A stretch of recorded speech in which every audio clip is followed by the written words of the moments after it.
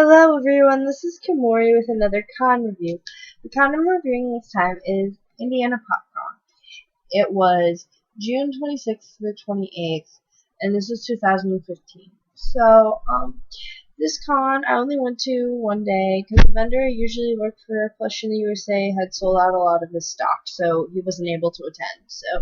But that was okay. But if he would have gone, he would have cleaned up because Hoagie plushies were one of the dealer's room was one of the issues with this convention. Okay, so I'm gonna start out and say if you're looking for the rating of this convention is a 3.5, and I'm gonna dig into that. I went to PopCon the first year it opened, and this is the only second year, which is understandable. But the first year it was a lot better than this. It was one of my favorite conventions, and the vending and the panels were one of the main reasons. Hi, Star. I'm babysitting her. But, Star. So, one of the things I want to talk about is, downtown. Downtown has its positivity and its negativity. Parking is a negativity. One of the negativity about the food places is the mall is connected to the Indianapolis Convention Center, if you don't know this. And so you can go to the convention center and get food. But one of the problems is the places do not restock their stuff. They don't get their food order in. So say you want, like I wanted shrimp sushi really, really, really, really bad. Like I'd been waiting for it for a long amount of time because they usually get it there and it's really good, but they didn't have shrimp. And it's like, why isn't this something you ordered for a long time? There is vending, and there is like these really expensive food places that are inside of the Indianapolis Convention Center, and it's mostly like hot dogs and burgers, and then I think there's like a snack bar where they have like healthy salads and that kind of stuff, and vending machines. They did have the maid cafe, but I didn't go to that because I knew what I wanted for lunch. Next part we're gonna talk about is we're gonna go into panels. Most of the panels I wanted to go to were honestly on Sunday and Friday. But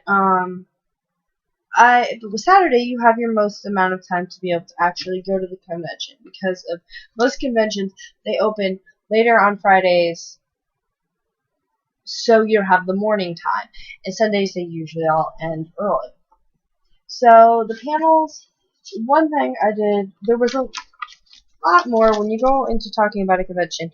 You talk about there are certain sections of a convention, like I guess like a convention has anime, gaming, YouTube/podcasts, toys and comics, like action figure toys, and then there's like plush, which is kind of plush of certain usually anime characters, and then there's tabletop, and then there's like so on and so forth. There was a lot of movies. Movies was a huge thing in podcast where Markiplier was there. That was a huge thing about this convention. I'm not a huge Markiplier fan. I've never watched any of his stuff. I heard he's a real cool guy, and that's good for the people that were there, but it was a 4-hour wait. I did meet this really nice YouTuber. I got her autograph.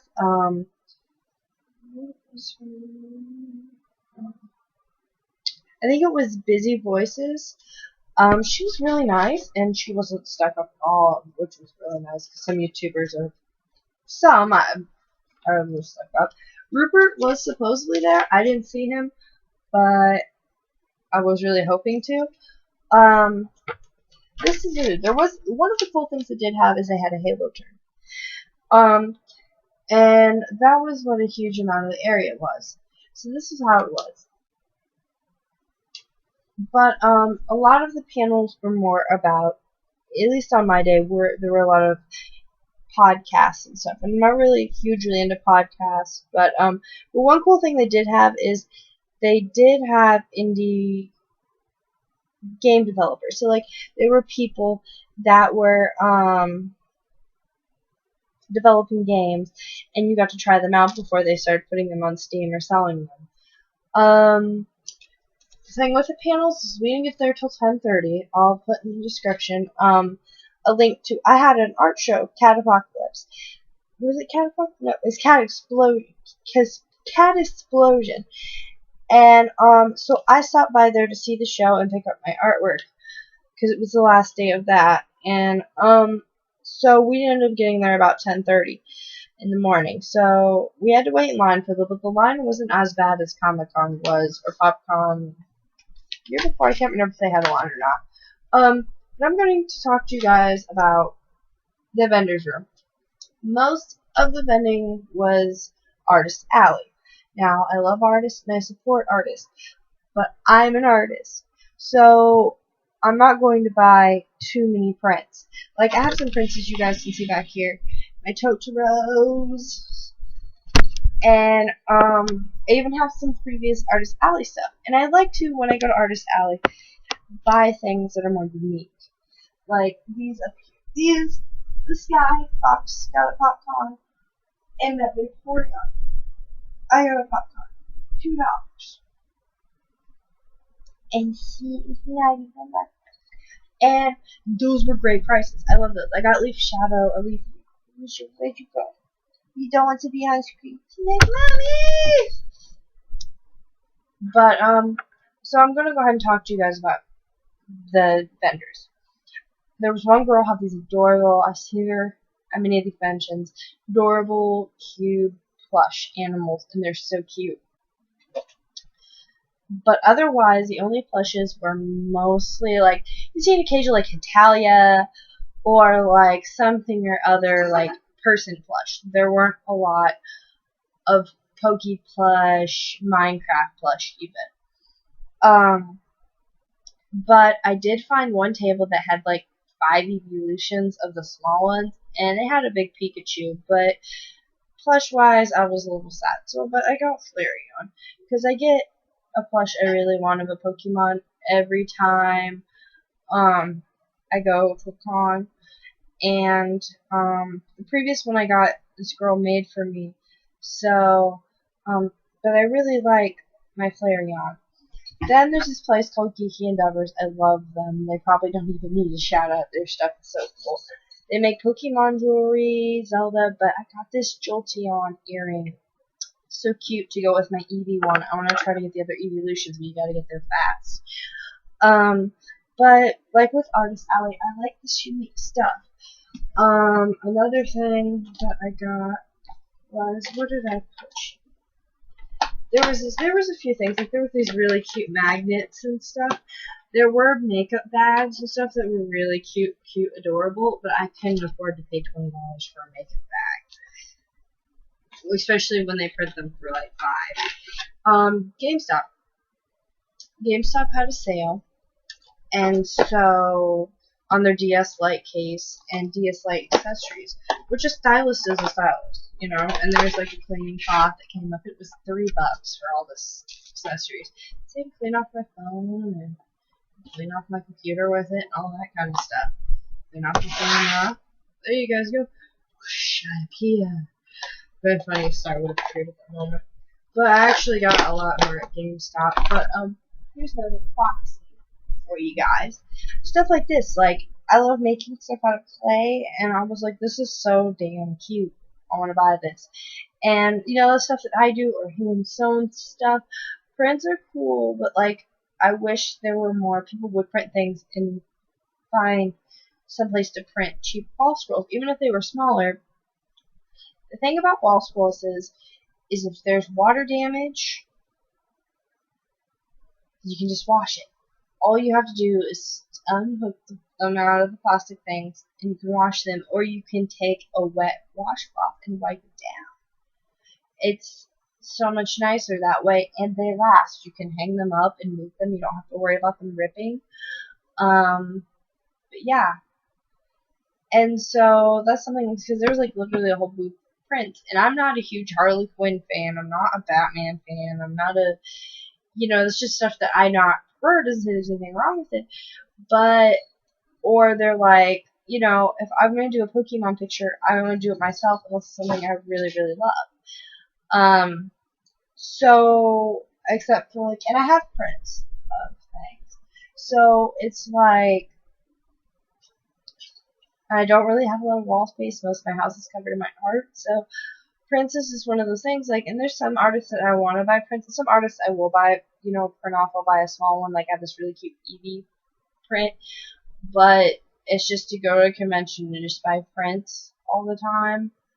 It's like I don't really have the space, and I can't really put anything on a certain level of my door because Rafiki will claw at it when he gets upset at night if he doesn't have extra food in his bowl. But because he's on a diet, he's a big boy. Like he's. But one thing that was nice is Nintendo had a table, and it had like promo game things, and they had these stickers, these free stickers. And since I'm not a huge Mario Kart fan, I don't have a Wii U. I can put them on stuff because it's not like, oh my gosh, it's like Pokemon stickers, and oh, I wish I would have. Oh, it would have been amazing if it was Pokemon stickers, or like Kiki Delivery Service or Fox stickers. Like, I can actually put this on stuff like school stuff or binders or whatever. Because I like Peach and stuff, but I have an extreme attachment. But I didn't give as much confidence as I wanted. But this one needed to save for Gen Con. Even that this wasn't my most favorite con in the world, there weren't as many cosplayers as there usually was. Nobody was taking pictures. It was mostly people taking selfies. There were some people taking some video and stuff, but not as much as there usually is. Which is disappointing. But I'm thinking because everyone was a little tired for Comic-Con, and Gen Con is coming up at the beginning of August, people might have been a little tired, or there was other cons that were going on out of our state or gone on 2 or 3 weeks beforehand. So, and I didn't do the cosplay contest. I was kind of tired that day, and it was just like, kind of heard some things, but it was kind of like, I was like, no, I'll skip this one. Maybe Comic-Con or something sometime, but still, I had a lot of fun, and it's just, I give it 3.5 because it wasn't amazing. It's something I'll definitely go to again, but it feels like it could have been put in the window, honestly. It feels like they could have taken their back meeting centers, all their meeting centers, and put it in there, and then put the rooms. Maybe the gaming hall or the Halo tournament would have been way too big, but it seems like a panel room, unless it's like Markiplier's panel or it's a famous YouTuber's panel. I've been to panels, and sometimes there's only 4 or 5 people on the panel. So it's not like all panel rooms need, like to big conventions, and there's only been like 10 people at the most in some panels. So it's like, it's not like you need a huge panel room. You could have like huge panel rooms for big stars, but I just felt like it wasn't a convention center convention for certain attributes of it. It seems like it was a smaller con than it was last year. Last year, I mean, there was I think there were 2 or 3 big rooms of dealers. I mean, I was walking through and there were literally so many dealers, they had to pull the wall up. Or like there was, I don't know, I just know that there was a wall that just opened and there were more dealers, and it was amazing. I spent so much money. But that's the thing, I want to spend money, but I don't want it to be because it's expensive. If I have, money to spend, I want to have the option to be able to spend money. And to be able to be like, I want to buy all this stuff. I want to go to the dealer's room, like Comic-Con. I have to walk through here. I don't want to miss something. And I want to go to all these panels. And I want to do a photo shoot. And I want to do all this stuff. Oh my gosh, oh my gosh, oh my gosh. I want con freak out. Like, I don't want to have anxiety attack, but I want there to be completion. And that was the one thing about the panels that I did like. Was that there was for the hearing impaired, there was a sign language, and I think that's something that all cons should have, because like with, I know people with wheelchairs have had issues with, cons, or people who do mermaiding that use wheelchairs sometimes have. But TV and movies are things that you can put the subtitles on, or you can read the comic books, or you can read the manga, and you could be someone with a hearing disability, and you can enjoy this part of subculture. It's not like as much like these people. You can read the lyrics to music, but you can't hear it unless you have a hearing aid, and that's a huge part of culture that they're missing. Podcasting is the same way, but maybe YouTube's, if they have the written out like the captions on it, but like turning on Doctor Who on their TV and turning on the subtitles or whatever. And I like that they're helping fit this for more people. Being downtown is a lot better. That's the problem with the Wyndham, is it's a really hard location to get to. But I feel that since they can afford, I think they rose the ticket price. The reason they did that was because they didn't have as many vendors, and there was a whole dispute between last year with vendors and stuff because people were mad because there was a lot of competition. But I think that would have made it better, and there were some really cool people there. I just think that this con went from amazing to an okay con. Like, it went from one of my favorite cons. It's up there with EvaCon, and then it kind of drifted down. And I don't know. I'm hoping that next year it will be better, and I'm still gonna go. I'm just not gonna. Sorry, put all my eggs in the basket with this one. But hopefully now that if people hear that there's not a lot of vendors, more vendors will come, or maybe they'll add more panels. Because if you have those rooms, you might as well put stuff in them. But one thing that was cool was there was a video game. I didn't like you had to pay to play the video games. Like, you had to pay Minecraft. Like, I've gone to the ones at the Wyndham, like Across and stuff, that were bigger conventions they've had for years, and you didn't have to. And the ticket prices were pretty low. I mean, they had Alienware computers, but lower the price. Maybe if you lower the price down now, and for the, understand paying $5 for the times that you fight people for like the league game where they had a league championship to go towards prizes, but I think maybe $5 instead of 10 would have been, especially if you can get knocked out so easily with one game. Leaf Shadow was in that, and he got his butt beat by a YouTuber, but at least it was a YouTuber. It wasn't someone who didn't have skills. It was a lazy YouTuber. But yeah, I'm hoping that next year will be even greater and a lot more fun. I'm hoping to do maybe I don't know what my cosplay will be next year. Maybe I will do Ninetales. Maybe I'll have enough money to do Ninetales by then.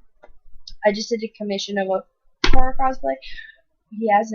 She hasn't tried it on all the way yet, but hopefully it's awesome. So it all just depends on where everything is next year, and if they have it next year, which I hope they do. I suggest you go. It's in Indianapolis at the convention center, and I hope you guys enjoyed this review, and I hope you understand and get where I'm coming from. And like this video, like my channel, check out my other channels, feel free to order stuff. Subscribe please, and I'll keep going with con reviews, because it's good to kind of myself get out how I feel about the reviews. Hopefully you guys will see me for the stuff that's coming up and for Gen Con. Hopefully I can go to that, and that sounds good, and we can have a good con review. So thank you guys for watching. I hope you guys enjoyed. If there's pictures, if you went to PopCon and you took pictures of a Vulpix, post a link in the comments. Thank you guys for watching. I'm really tired. There's a Pokemon thing I'm going to try to go to tomorrow.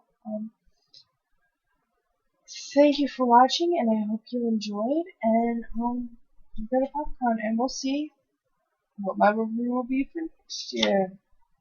Bye, everybody. I hope you enjoy.